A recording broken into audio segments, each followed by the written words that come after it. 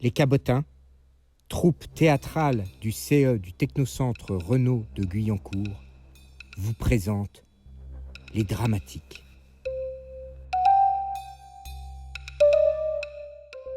En ces temps de confinement et de déconfinement, nous avons trouvé savoureux de laisser nos esprits errer sur les récits journalistiques de Timothée Trim. Trim, vous ne le connaissez pas. Au XIXe siècle, il y a un peu plus de 100 ans, même Victor Hugo se félicitait d'être cité par lui. Il était le journaliste le plus célèbre de France, tirant son petit journal à plus de 200 000 exemplaires. Ancien détective de Vidocq, grand aventurier, découvreur de Baudelaire et tant d'autres, il fut un œil extraordinaire, un œil épiant, contemplant et racontant. Il est vrai que cela nous replonge dans un esprit très 19e siècle, avec ses inflexions et réflexions légèrement surannées. Ce prisme nous semble fort intéressant pour scruter notre présent. Voici donc quelques-uns des récits de Timothée Trim, tirés du recueil « Spectacle vu de ma fenêtre ».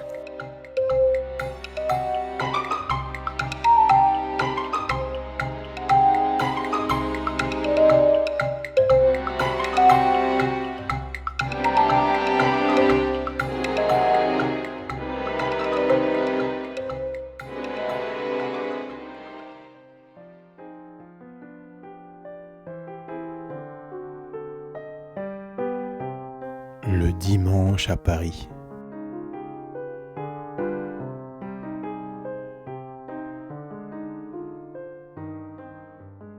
C'est aujourd'hui le 7e jour de la semaine, celui du repos et de la méditation.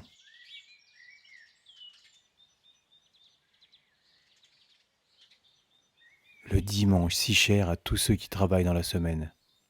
Les 24 heures données à la religion, à la famille, aux doux loisirs.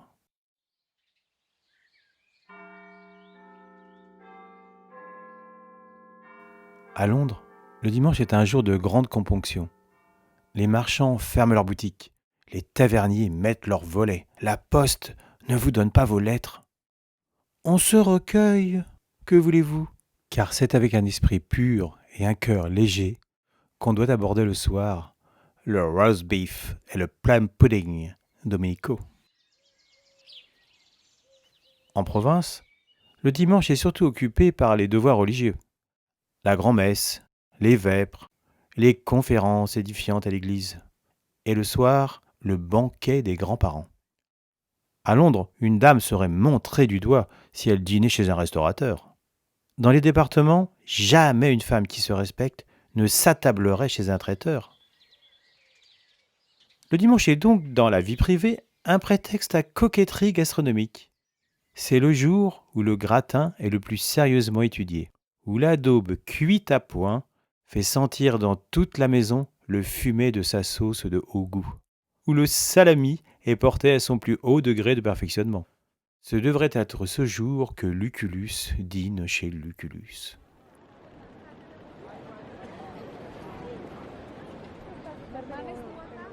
À Paris, le dimanche a une physionomie différente.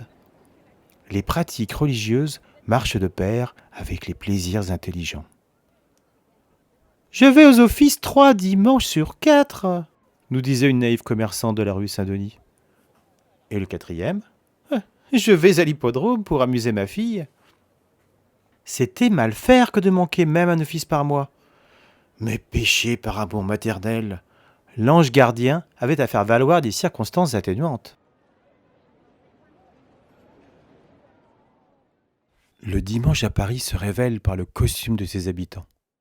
Les élégants, les habitants du faubourg Saint-Germain, les oisifs du boulevard des Italiens, restant en négligé, ce qui est de suprême bon ton.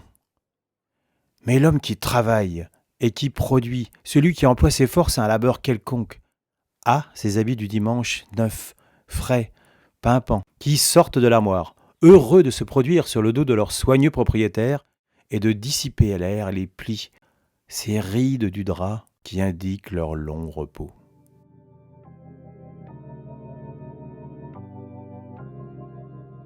C'est le dimanche que la Parisienne se montre avec ses échappées de caractère. Elle laisse se renverser la marmite, comme on dit proverbialement. Et au bras de son mari, Elle va au restaurant aussi bien qu'au théâtre. Remarque singulière. La Parisienne n'est pas difficile dans ces temples de la cuisine publique. Celle qui commande un cordon bleu est remplie d'indulgence pour le mets trop rissolé ou le gibier trop réaliste. Elle aime le bruit, le mouvement, la foule, le gaz, les glaces, les convives, le luxe du service. Elle est plus curieuse que gourmande. Le dimanche à Paris est divisé en général en 3 parties. La promenade, de 3 à 5 heures. Le repas, de 5 à 8 heures. La promenade, c'est le bois de Boulogne, parcouru en voiture, le jardin d'acclimatation l'été, le lac des patineurs l'hiver. C'est le beau bois de Vincennes avec la tasse de lait dans la ferme impériale. C'est même le parc Monceau, avec ses élégances suprêmes de jardin anglais. Le repas, c'est la gaie hospitalité de Madame Leblond, la châtelaine du pavillon d'Armenonville, ou bien les salons dorés des provinciaux, ou même le menu pittoresque des restaurants à prix fixe. La soirée, c'est la réunion d'amis, le théâtre avec la pièce en vogue, le concert, voire même le bal dans la saison d'hiver. Je causais avec un honnête fabricant de la rue Meslay. Tout en devisant, je lui offris un cigare. « Ah, merci, me répondit-il. « Est-ce merci, oui ? C'est merci, non, me répondit-il. Dans la semaine, je n'ai pas le temps de fumer le Havane. Vous fumez pourtant, lui demandai-je. Oui, répondit le brave homme avec bonhomie. Je fume le dimanche.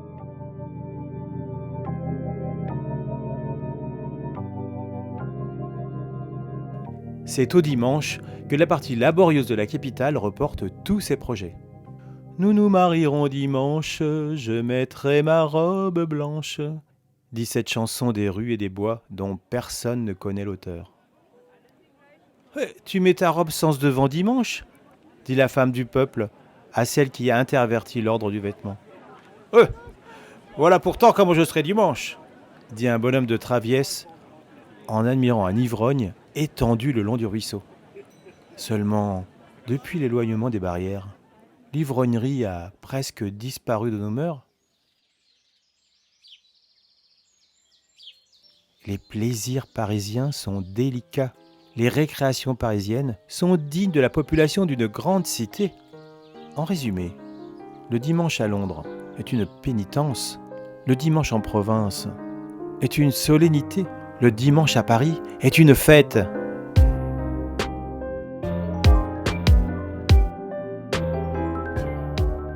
C'était Le Dimanche à Paris de Timothée Trim, narration d'Éric Guerrier, musique de SHS, réalisation de Godefroy Segal pour la troupe Les Techno-Cabotins.